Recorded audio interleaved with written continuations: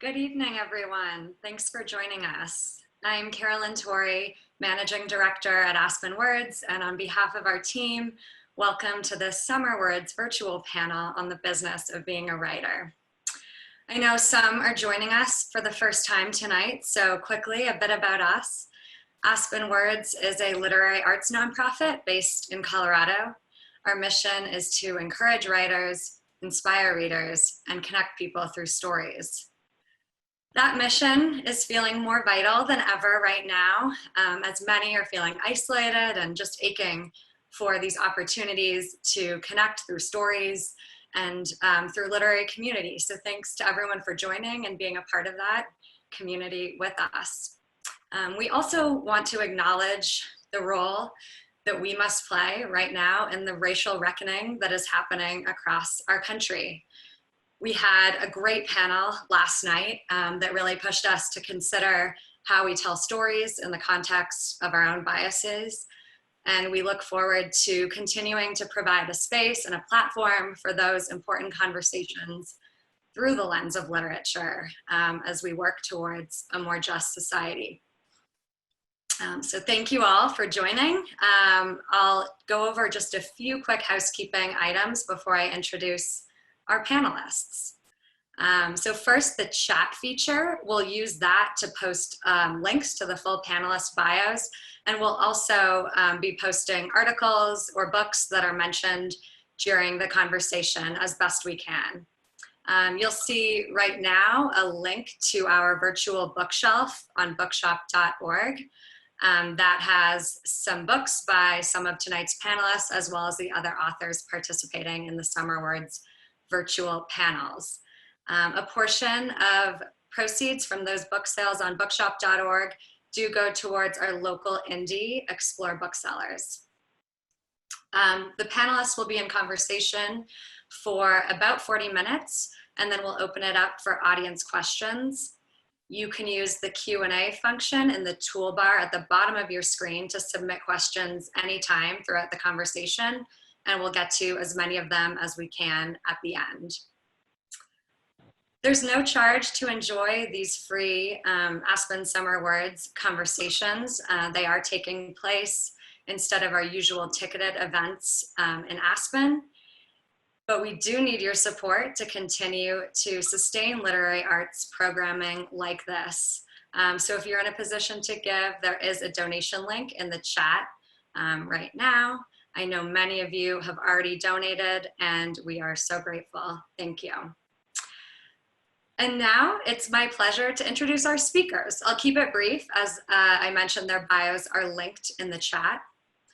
Tonight's moderator is our own Elizabeth Nix, Senior Program Associate at Aspen Words.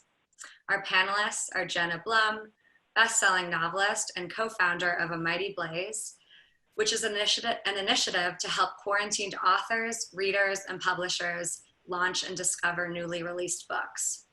We have Farley Chase, founder of Chase Literary Agency, Vanessa Mobley, executive editor at Little Brown, and Fauzia Burke, founder and president of FSB Associates, an online publicity and marketing firm for books and authors. Thank you all for being here and for sharing your expertise on publishing. And I will turn it over to you, Elizabeth. Thanks. Hi, everyone. Thank you for being here.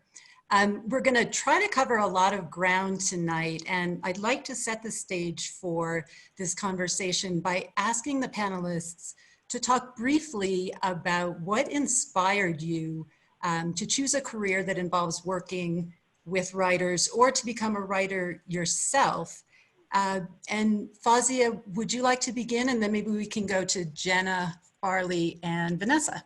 Sure. I actually got into book publishing for the money. So an English major at heart, lover of books, and thought it was the greatest privilege to work with books and authors. So that's why I got in. And then doing publicity, I just feel like, publishing a book is a dream come true for most authors. And to be part of that is just, I think it's the greatest privilege. So I love it and can't imagine doing anything else with or without the money. So Okay, I wear two hats. Hi, everybody. Thank you for having me. I am a writer by day, and also by day, I started this small company in the age of COVID as a reaction to COVID and my friend's book tours being canceled. And so I started this company called A Mighty Blaze that connects writers, quarantine writers, with their readers on social media platforms. So on the Blaze Facebook, Twitter, and Instagram. And much to my surprise, it fanned up into a mighty flame. And so now I am running a small company without any training or bucket list inclination whatsoever. So I'm really so honored to be doing this, Fauzia. I totally agree. It's such an honor to help people promote their lifelong love and work. And also I find that one of the tricks of it is a sort of daily balance between these two initiatives. Great. Thank you again for having us on too. And I was an English major in college when I ended up studying abroad in Northern Ireland, and found myself surrounded by people who cared about writing in a way that I wasn't familiar with. It was a lot more urgent than I was used to. And I came back to the States with a sense of conviction about it. And I ended up getting an internship at Grey Wolf Press, which pushed me towards a career with books and ultimately literary agenting. Yes, it's great to be with everyone tonight. I would say, I tried to make a good go of being a secretary or an admin assistant. And then I really wanted to do something more substantive with my life.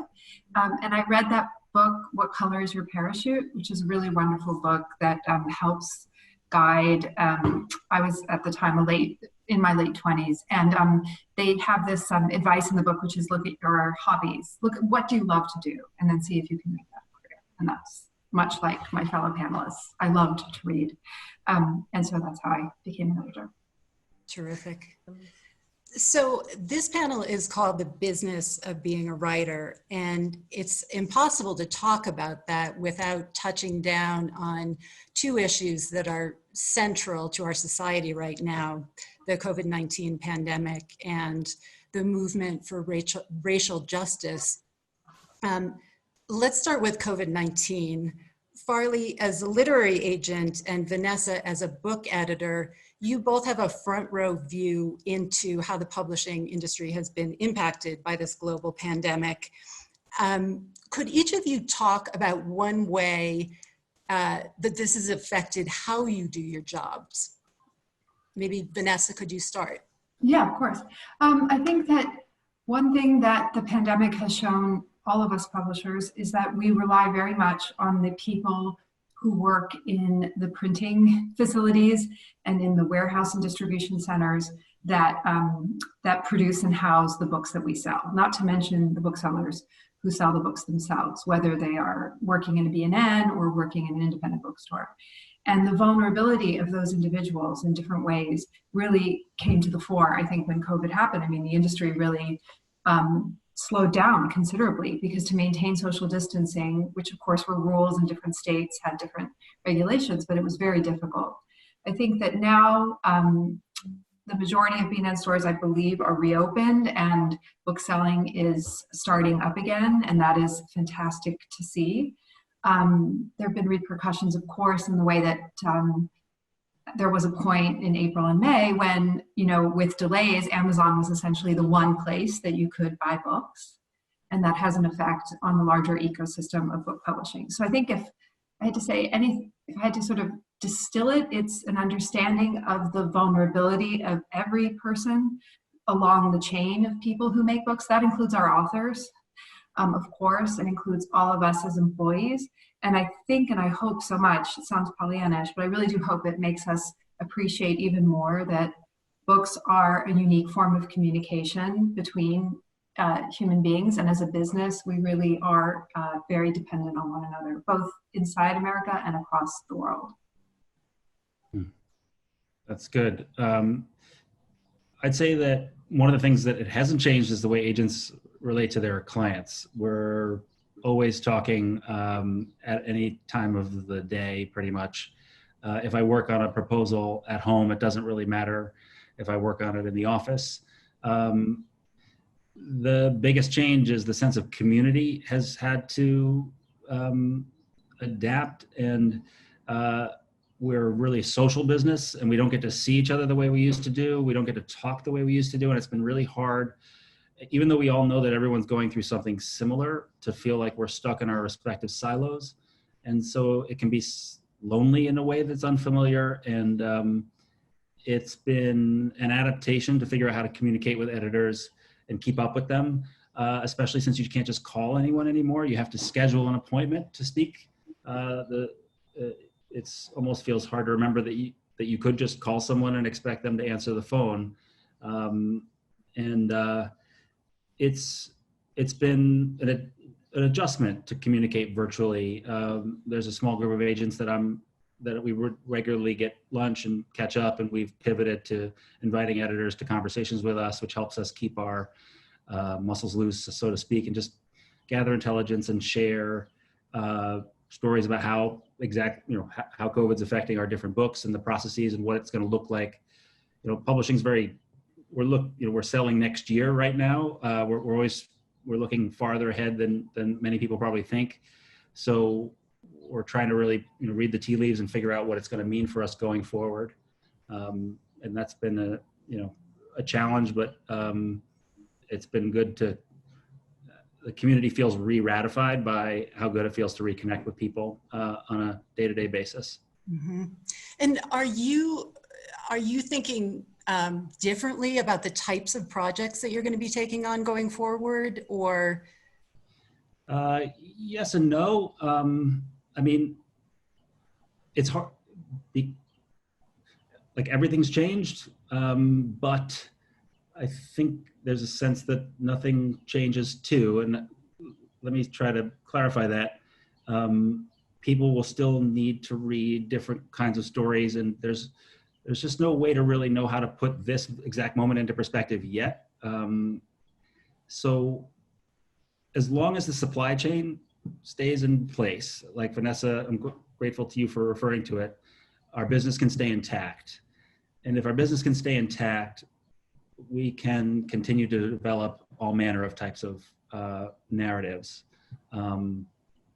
It's wrong to say it's business as usual, because it very much isn't, but it does feel as if we're still talking about a lot of the same kinds of books with the same kinds of attributes that get on the media, will impact conversations that people are happening online and in real life, and so on.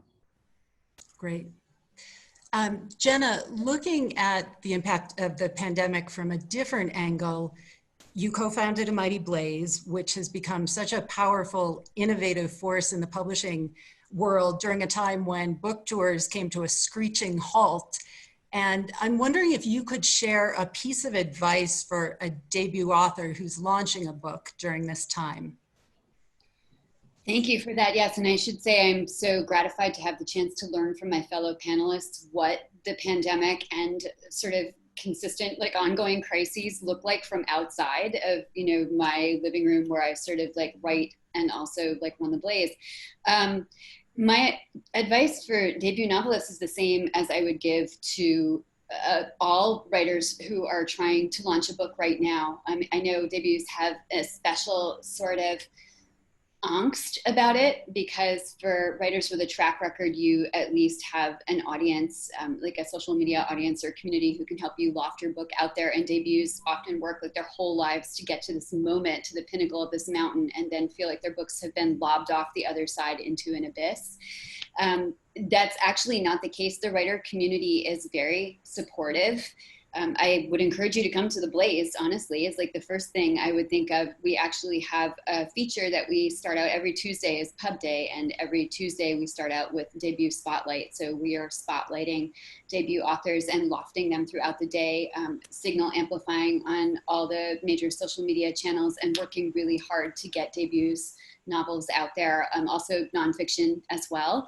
But I think that this is not a time to be shy. Many writers are introverts and dislike reaching out to people. I know that, even I now having to ask for blurbs, I quail about this. It's like the least favorite part of my writer job.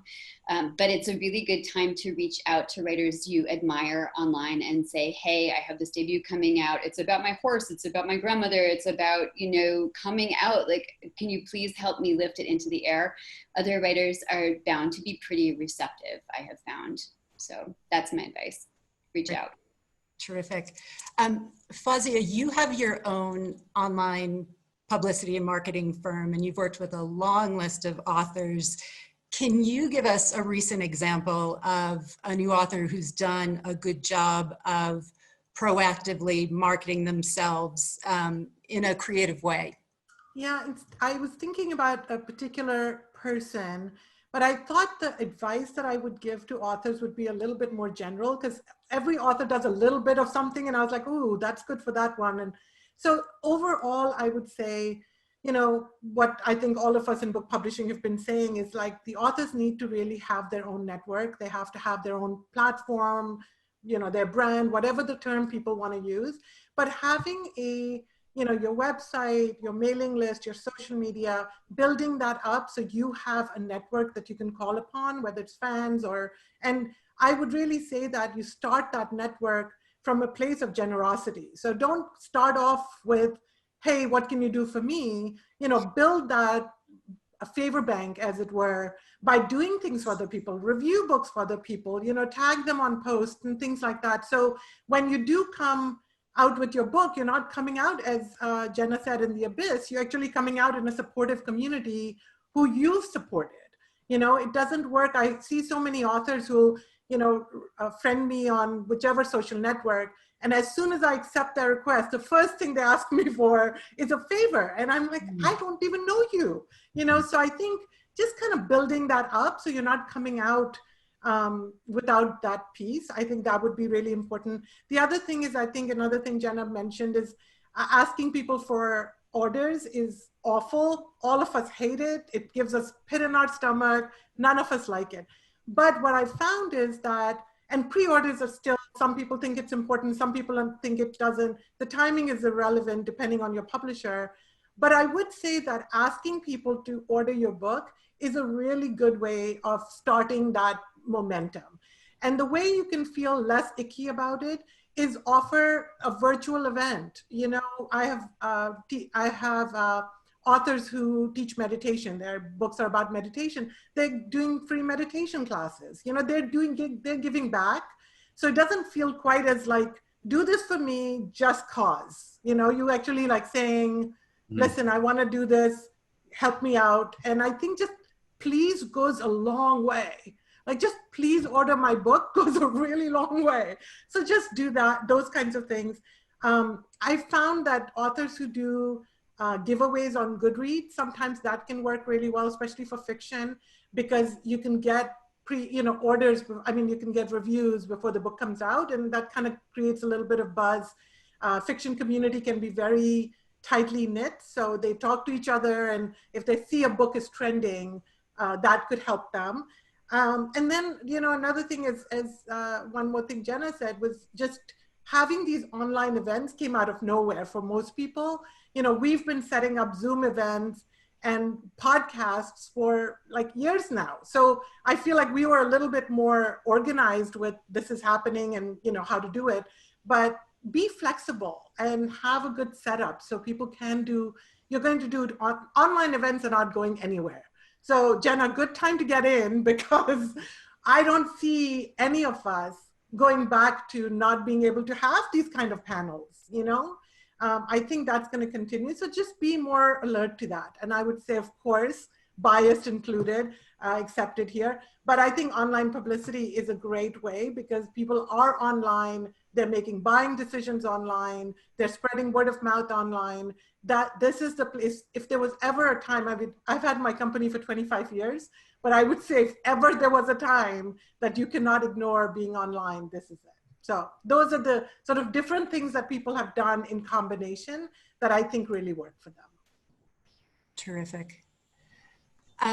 So in addition to COVID-19, the US is in the midst of this movement for racial justice. And the publishing industry has been criticized in the past for a lack of diversity. And even the makeup of this panel is an example of the fact that clearly there's a lot of work to be done.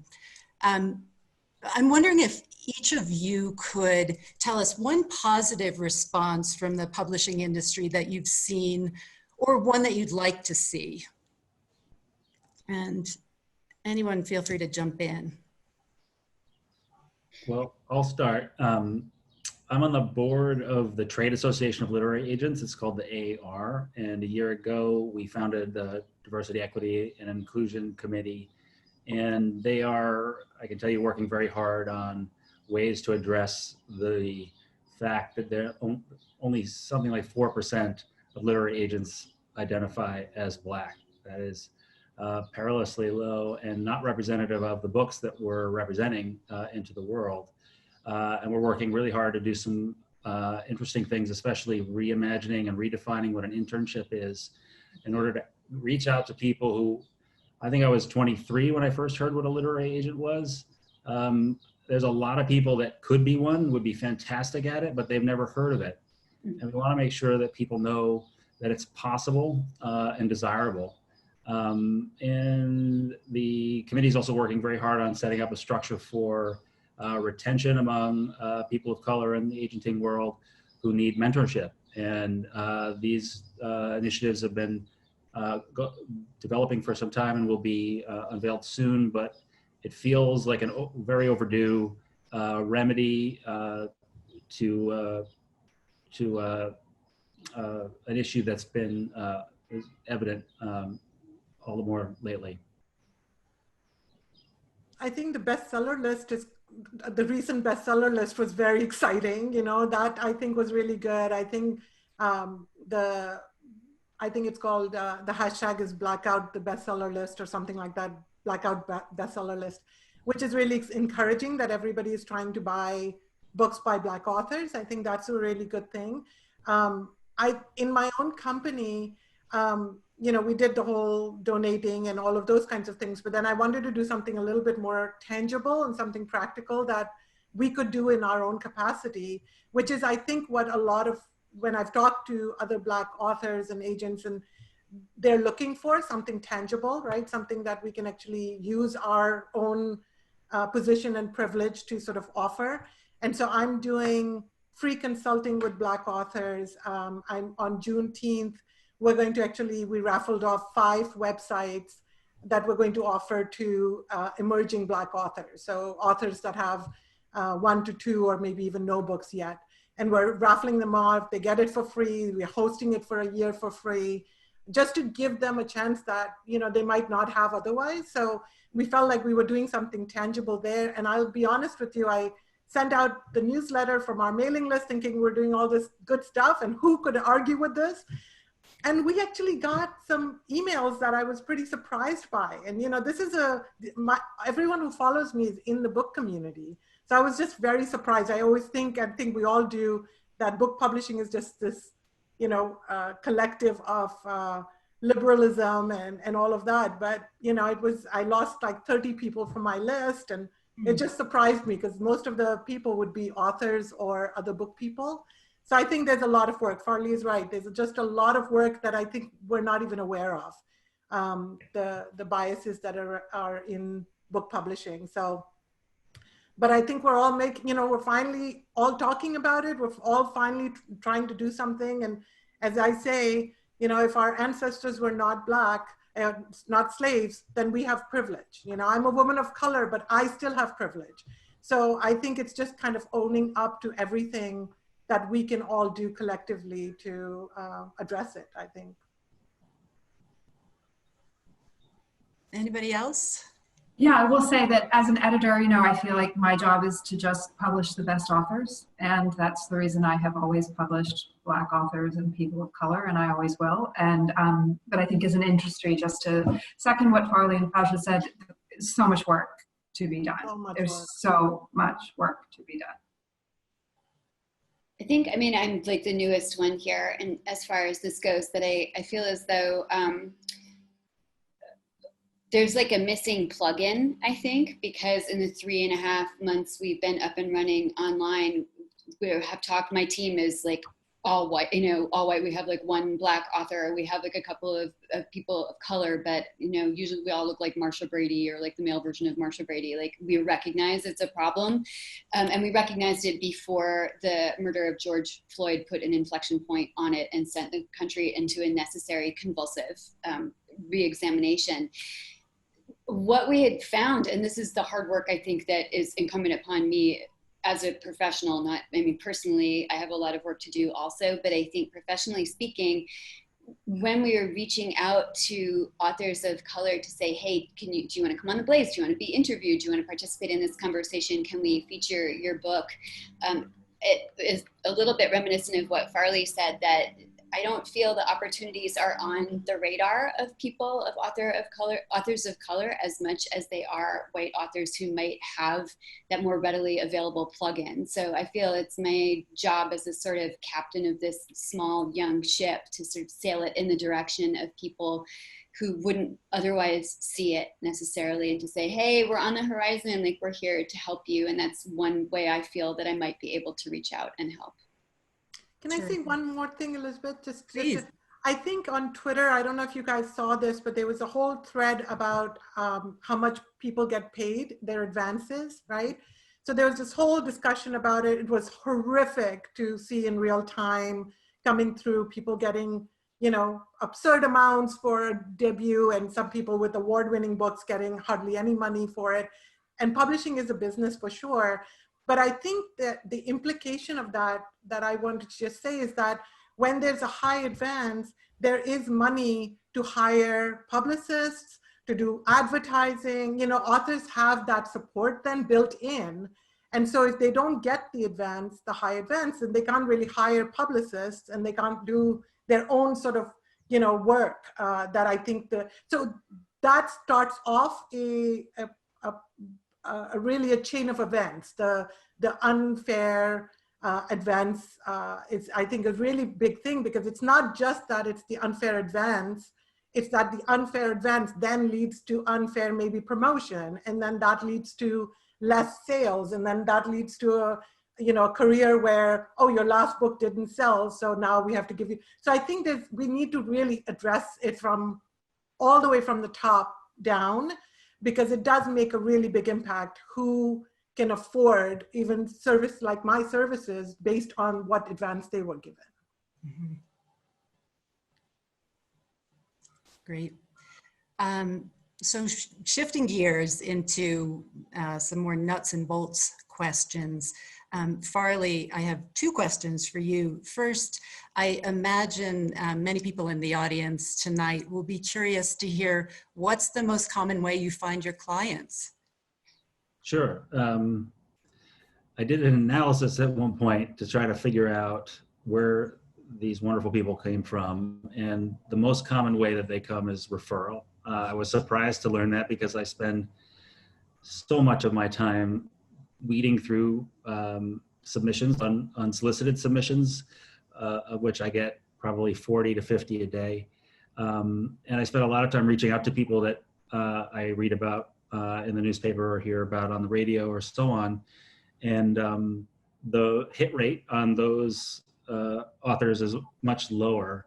But I want to make sure that everybody on this, watching this, knows that my most important clients come from the unsolicited pile. These are people who wrote me wonderful letters about the wonderful projects they'd already undertaken. And my commitment to that format basically is to read every single one that addresses me by name. And we can get into the way you do or do not query. If you don't address me by name, then I presume that you don't care really who I am, so I'm free to delete it. But I respond to every single one that uses me by name, and I try very hard to do so quickly and make sure that people get, are free to, search elsewhere, or I can get that material in quickly, because ultimately the most important thing that the participants need to know is that literary agents need you. We are very much looking for clients. We need you very badly, just like editors like Vanessa need literary agents to bring them the best material. So the power dynamic often feels repressive, but in fact, there's a lot of intake, and I think it takes a lot of good luck and good timing, but also there's a lot of deliberateness that you can use to choose your targets and find a sympathetic ear that will be a partner for years to come. Great. So with this very important query letter, you mentioned people not addressing you by name knocks them out of contention. Is there one other key thing that people often forget when they're sending you these letters? I think the preponderance of queries that I get aren't familiar with me as a professional. They've just found me in a list. So I think it's easy to pass on those projects because they don't have anything to do with me. I think the most important thing is, I submit to Vanessa because I know what Vanessa's good at and what she likes, and what she's had success with. And so I think if you do research on the people that you would like to work with, you can approach them accordingly. I'm sure, Fauzia, this works in your business too. Yes. You're just going to get a much better reception if you're speaking to that book that I just sold or am known to be the agent for. And I will absolutely be more inclined to read it carefully and give you a hearing. Great. So moving beyond the query letter to the actual manuscript, Vanessa and Farley, what's the expectation for how polished a manuscript should be when it crosses your desk? Good question. Farley, should I take this one? Please. I think that probably it's not so much polish, it's sort of what I'm looking for, and probably what Farley's also looking for, is how true the manuscript is to the voice of the author, and how, I'm going to use a new age term, but how full of intention or clarity what they, what has been written, does that reflect well the book itself? I'm a nonfiction book editor, and in nonfiction books, we buy our books almost always on proposal. So it's a small sample of what the whole book will be. And as a small sample, it's sort of an awkward form because you have both a part of a nonfiction book proposal, which will be written, in the voice of the author and an explanation of what the book will be. And then there are these sort of more, this is why I use the word awkward, descriptions that are just sort of like little chunks of each chapter, or depending on how someone chooses to do it.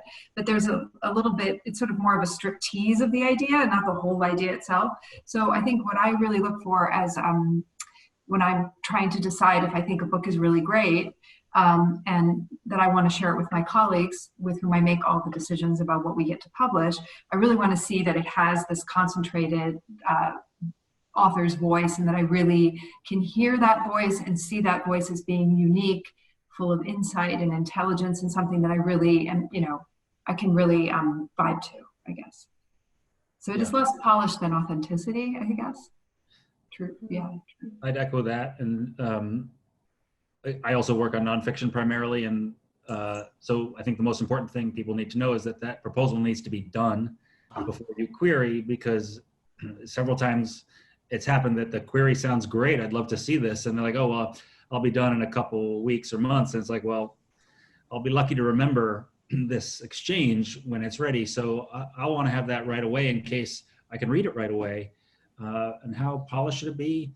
I think it should be as close to perfect as you can get it. And ultimately, there's not a single thing that I've ever sold that I didn't work on for months.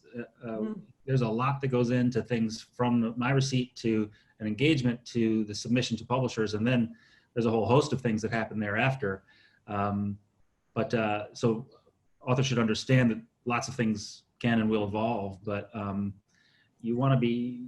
Could you talk a little bit more about that? Those, some of the key steps? In developing a proposal with a client? Yeah, once you're, you like the idea. Sure. Well, I think I'll chime in with what Vanessa said about authenticity of voice and trying to figure out what the person is trying to say, why they're trying to say it, and why it matters, and making sure that the execution on the page is effective. It sounds so rote to say out loud, but it's stunning.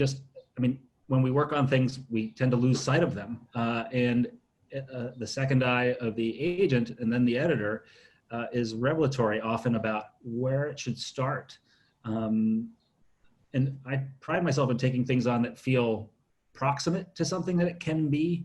And I try very hard to sort of listen and hear for things that are potentially could be great, but aren't there yet. And of course, I would connect with the author and ask them, do they envision a thing in this shape or direction? And if so, that conversation leads us to the work that's done about broadening or limiting even what the book is, so that it's more concise, more powerful, more effective. Mm-hmm.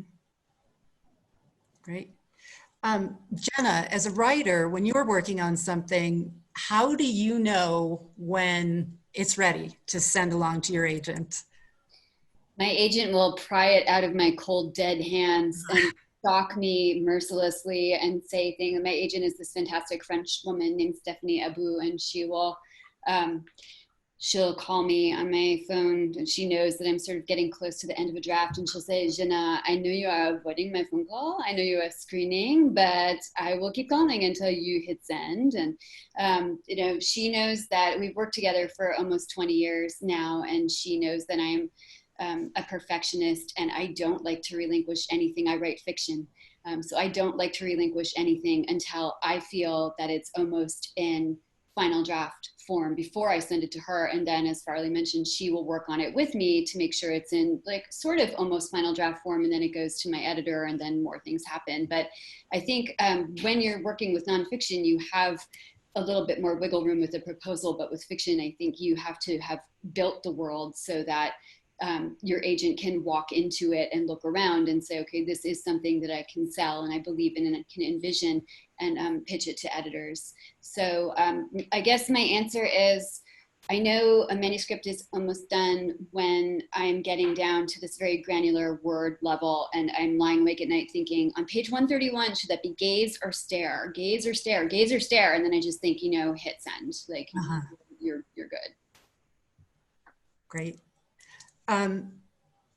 So I'd like to just pivot from writing back to marketing, Fauzia, and I'm curious about, well, just to backtrack, I loved what you said about coming from a place of generosity, but I'm curious when a writer should really think about promoting their work, creating a website, trying to build a social following. Should they be doing that even before they're starting to work with an agent and editor? 100%. So I tell authors that they should start working on all of that the moment they have an idea for the book. And I honestly, the ones that think that sort of follow that actually build a better book, because they'll write a blog post and nobody responds to it, and then we say, maybe that's not something you need to be putting in the book, or maybe you can do a little bit of market research. And as you grow as a writer and as you grow in your topic, you sort of bring people along with it, and they cheer you on because they've been with you on the journey. So the sooner you can do that, the better. I've had authors who started working with me just to kind of build their platform, and honestly realized they weren't ready for the book, or the idea wasn't quite fleshed out enough, or nobody cared. Like, these are things that, wouldn't it be great if you found out before you spend 4 years of your life writing it? These are things that really worked in your benefit, not just because you're building a relationship with your readers, yes, which is really important, but it's also just from a personal, the opportunity cost of writing a book is usually pretty significant. People are spending a lot of time on writing books that they could do other things with that time. So you better make sure that if you're committing to that time, and it's not going to be just in the writing, it's going to be in the marketing, and it's a long-term, it's like having babies. There's no off switch. You're going to be promoting yourself as a writer and promoting those books for a long time. So just walking into it with like, wow, people really care about this and they like my take on this topic, I think is really valuable. So the moment they think I should write this book on XYZ, start a blog, start your website, start the social media, think about what's working, think about what's resonating with people, adapt. And I promise you, you will not only have an audience when you publish finally the book, but you'll have a better book. You'll definitely have a better book. So that's my advice. Most people tell me, I'm not quite ready for marketing because, I want to wait till my book comes out. And I'm like, okay. It's generally, I would say, start as soon as you can. But then if that's not what you've done, then just start as quickly as you can, as soon as you can, because it's going to be helpful for you.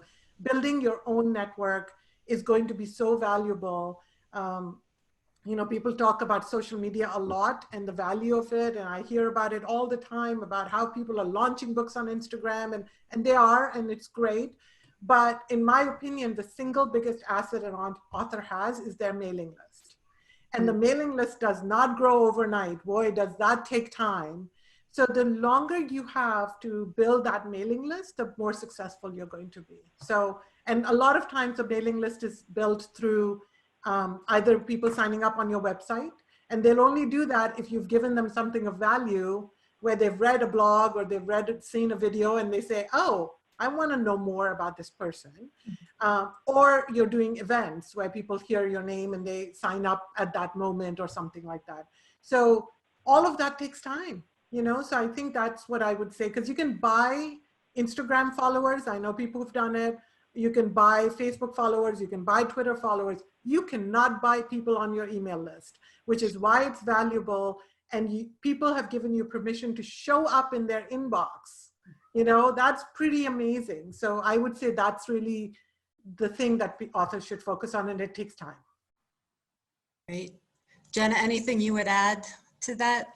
No, I 100% agree with that. I think what I would add is, I know as a writer who's taught social media marketing classes for a school called Grub Street Writers for a really long time, also just as somebody who has marketed her own work, like there's a social media component to that, and also now working with the Blaze, that I've noticed that many writers are actually social media phobic, or feel comfortable with one channel of promotion but not another. Like people like blogs, but they don't know what Facebook story is. Like, what is a TikTok? Do I have to do this? Do I have to have a pink microphone? Like all of this crazy stuff, and the curve just keeps growing.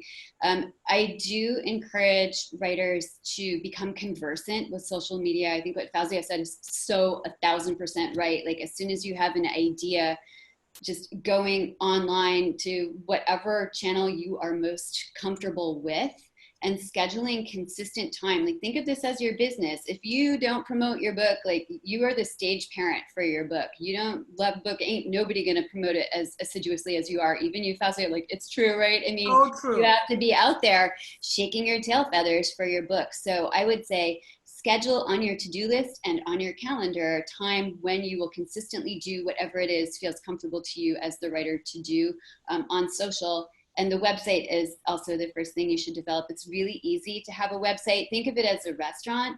Like social media is front of house, where you're putting your face out there and saying like, look at this tasty dish. And then in the back is the website. And that's where you have your mailing list and your basket of information about you, about your books, about your dog, if you're writing about your dog, whatever. But first thing you do, get a website, grab your domain name. Please let it be your name on social media. Please grab your own name. Don't have a handle like Lawnmower Man 2222229, So start thinking about these things. And if you're uncomfortable with it, ask for help. Like there are a lot of social media organizations out there, including my own, who will help train you so that you do feel more comfortable, more fluid in that super important environment. Yeah. Can I just add one thing to Jenna? I think it is an investment for authors, whether it's a financial investment or time investment, which can be more valuable for some. But and this is what I tell authors, if you don't make the investment in your book, no one else will. Publishers won't, a publicist won't. You've got to be the first one to say, I stand behind this book. I'm willing to make an investment of time and I'm going to support it. And then you can have other people. But I think that idea that somehow you can just write your book in your beautiful library, hand it off to other people who edit it, market it, publicize it for you, and you can just show up, doesn't really exist anymore. Got it. So I have just one more question, and then we will open it up to audience Q&A. Looks like we're getting a bunch of questions. So I think for some aspiring writers, it can really feel like the odds are stacked against them. And I'm wondering if any of you can remind us about how essential the discovery of new voices is to the publishing industry's success. I'd love to hear a story from any of you about an unlikely path a book or an author has taken.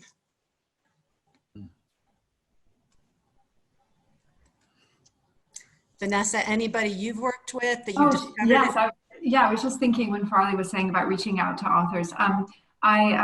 I reached out to an author, Kate Fagan, who writes for ESPN W magazine, and she, I just loved her work. And Farley knows me well, so knows I'm not like a sports. I pretty much know nothing about sports, but I read a piece of hers about the suicide of a very talented runner and student.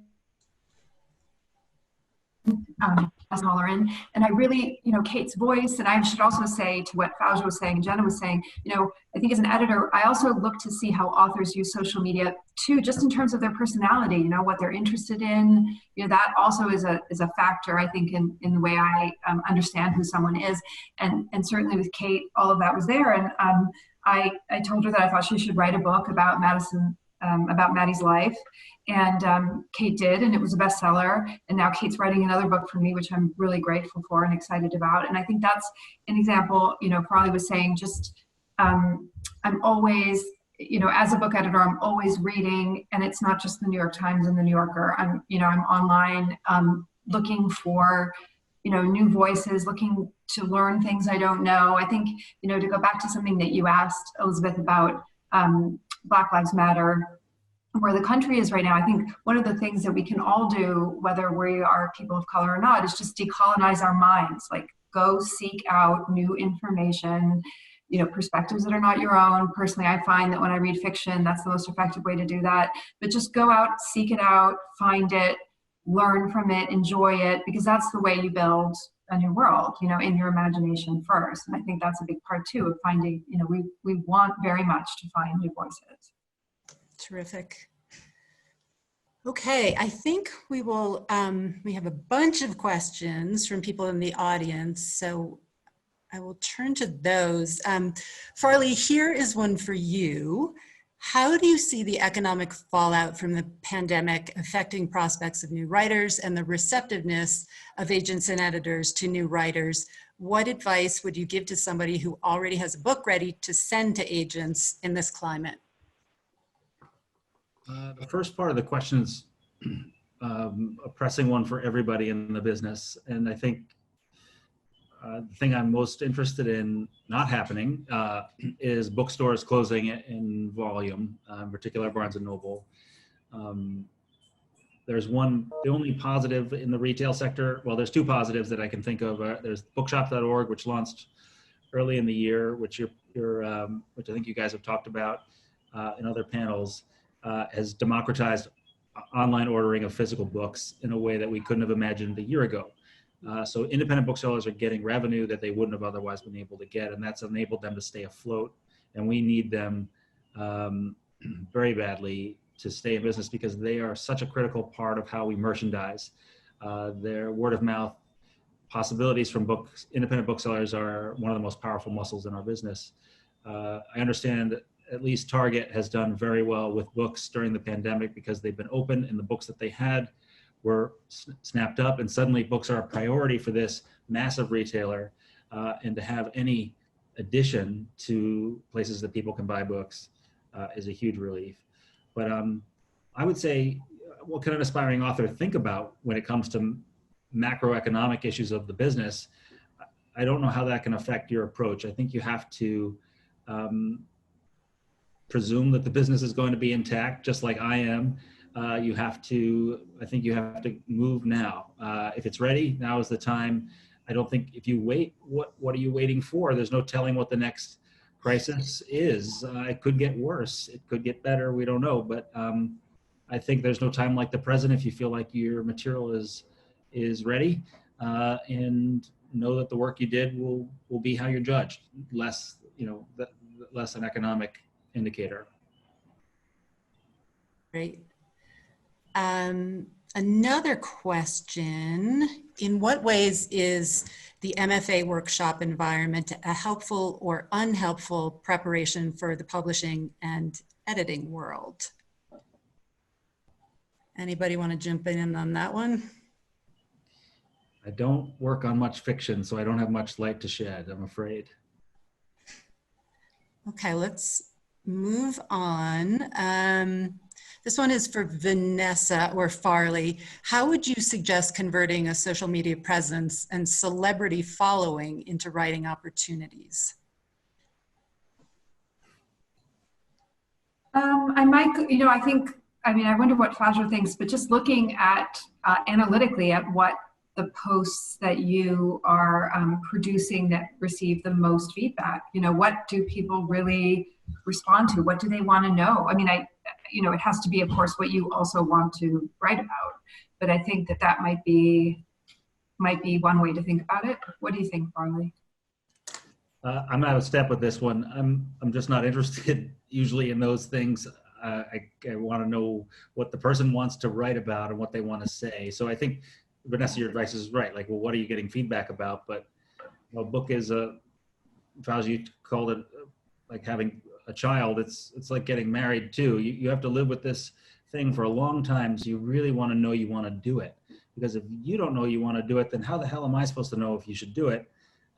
We're responding to your initiative and the passion that you have for the thing you have to say. And ultimately that knocks the dominoes down towards the reader. Got it. Next question is for Fauzia or Jenna. For those who loathe spending time on social media because it distracts from actual writing, or need help starting a website or blog, do you recommend hiring a management agency? Can you recommend some agencies or resources for this? So my company is fantastic. I don't know if you guys have heard. But to be honest with you, I don't, and others may disagree with this, and it's counterintuitive for a person who does digital marketing to say this, so there's the caveat. I don't really believe that others should run your social media, because the thing is, you can pay someone to speak for you, but you can't pay someone to listen for you, and listening is sometimes more important on social media than speaking. So I think it's better if you just learn one or two platforms that you're comfortable with. This is kind of what I tell authors, because it's overwhelming to try to do everything. And every day something new comes up and you just feel like, well, I just got a handle on this. And now people want me to do this. So, and also it's really important when you're feeling the overwhelm with social media is that make sure that the network that you're picking actually matches the demographic of your book. So, if you've written the history of the world that people in their 50s and 60s and 70s are going to be buying, you don't need to be on TikTok. It's fine. That's not your audience. So I think just kind of not feeling like everything is equally important is really something to think about. And then as far as the website is concerned, I cannot emphasize enough how important a website is as soon as possible. And I'm just going to give one of my companies a plug. We launched a platform called PubSite that is built just for books and authors. It's a platform like Wix or Squarespace or something, but it's just for books and authors. And so it's easy to use, and authors can literally have a website up in an hour or two. We give you guys 14 days free to just try it out. If you don't like it, you can ditch it. And then it's only $19.99 a month. So there's no excuse really to say, oh, I can't spend $4,000 on a website. You don't need it. You can really start something for free and just build on it, and so I would say that's really easy piece of that. So management agencies do different things, but I would say it's really important for you to know what it is that you're asking for help with. It's not something you can just turn off. It's not like that, in my opinion. So I don't know if Jenna disagrees on that or agrees, but that's how I feel. No, I'm just sort of like wishing that we could just go out and have like a giant drink and talk about this for at least 14 days. Because I'm a weirdo writer who actually loves social media, and I'm aware that I'm unusual in this way. But I mean, maybe not, because if you think about it, all writing is an act of curated personality. Whether you're writing a memoir or you're writing fiction, you get to control what you put out there. And for me, social media is a logical extension of that. I get to put on my own personal social media page, which is also my author page, I get to put the tip of the iceberg of my life. Everything you see is true, but like a lot of my life is still underwater. It's private, it's mine. I do think that in the same way that if we all sat around and tried to write a paragraph that sounds like somebody else on the panel, you would not be able to mimic it exactly. It's impossible to have somebody exactly mimic your voice, and your readers will be responding to your voice. So you can think of it as a necessary evil to do at least one aspect of social media that does work for you or feels least onerous to you, or you can think of it as an opportunity to project yourself out there and reach more people about the thing you love the most, which is your book. So in terms of hiring a company, like I give my own company a plug too, but it's a little bit different. I mean, what we're doing is digital marketing, but I think most of it, I feel like what I want to do with writers, and I, as a writer myself who works with many, many phobic writers about social, is I just want to sit down with writers in a room and say, what are you most afraid of with social? Like what terrifies you the most? Let's work through that, and let's find something that does work for you so you can do it consistently. And then you really have to think of it as part of your job as a writer. Like, this is your job now, is to get your book out there. So let's find a way to make it not horrifying, and also like it can actually be fun. Like, that's what I'm there for. Like, I want to make it fun. So that's my advice. I completely agree that it needs to be fun, and it can be fun. It just has to be like something that can be manageable for the authors. And I have to say, on my website, just fauziaburke.com, there's some free worksheets that help you sort of figure out what your voice would be, what types of topics you can talk about. I think it's a helpful little exercise. It's free. You can just download it as a PDF and, you know, start there. So at least you kind of know what your persona would be online. I'm going there, Fauzia. I'm going to go do the tests. So it looks like we have time for probably one more question. And Jenna, I'd like to start with you, but then open it up to the rest of the panel. So writing can be really hard. How do you stay motivated and inspired in your writing life? And then for the rest of the panelists, what advice do you give to your clients to navigate the ups and downs of the process? I've learned that it's important to be compassionate to yourself as a writer and to understand what your working style is, not just your linguistic style, but your working style. I am not a writer who writes well writing every day. I mean, we had this massive discussion about this in my MFA program, that people didn't consider themselves writers unless they were taking that daily writing multivitamin. And what I find is, if I'm writing every day and forcing myself to, I just write a bunch of crap and then I get discouraged and go away. Whereas if I'm doing other things in my life that feed the writing, if I'm reading widely, if I'm working with other writers, if I'm teaching, if I'm speaking, plugging into topics I really care about, at some point I will get inspired to write something. And at that moment, I'm going to sit down and put my butt in the chair. And then I really stay there pretty much 24/7 until whatever I'm working on is done. I am a very immersive writer in that way. And I think that's fine. And if you are a writer who writes every day and that works for you, then vaya con Dios. But I think that knowing what inspires you and not feeling like you have to fit yourself into somebody else's mold, like there's no should about it, knowing what inspires you and being true to that, and then teaching yourself to hearken to it is very important. Like, you don't get to give yourself a pass just because you get inspired only once every 3 years, like I do. Like, I still have to, you know, think like, what is it that I want to be working on, and to have my lighthouse light be always searching for that. Mm-hmm. Vanessa, how about you? That's really good advice. I don't know that I think you've said it all. I mean, the way I edit is if I have to upload a book into my brain, so I have to read it quickly, and then I have to live inside of it for a while, and then, like, I'm in the middle of editing something now. So, I mean, this conversation I found so fascinating and enriching that I'm totally here. But a lot of other things I've done today, I've been like, that weren't the editing work, were like half there, half like Well, but so it's, I can imagine, my husband is an author. His name is Adam Higginbotham. And I watched him write his book in our hallway. And I would say that he got it, he could only do it because he did it every day. It's just, for him, it was the everyday. I mean, we have a child, other work impinged. So that left a strong impression on me. That's his, but as Jenna said, that's his work style. Everyone's different. I think it can be hard for beginning writers and unpublished writers to remember something that's very obvious to those of us who are professionals in the business. There is very little to no demand for our supply. Even my most successful authors, we are starting over all the time. And so as the entropy of the world must feel heavy as hell, but know that we're all trying to basically starting up and starting over with every publication. And it's energizing once you start doing it, but know that you're in good company and that there's an audience for you, but you have to have faith in yourself to get there. Perfect. Fauzia, anything you'd like to add?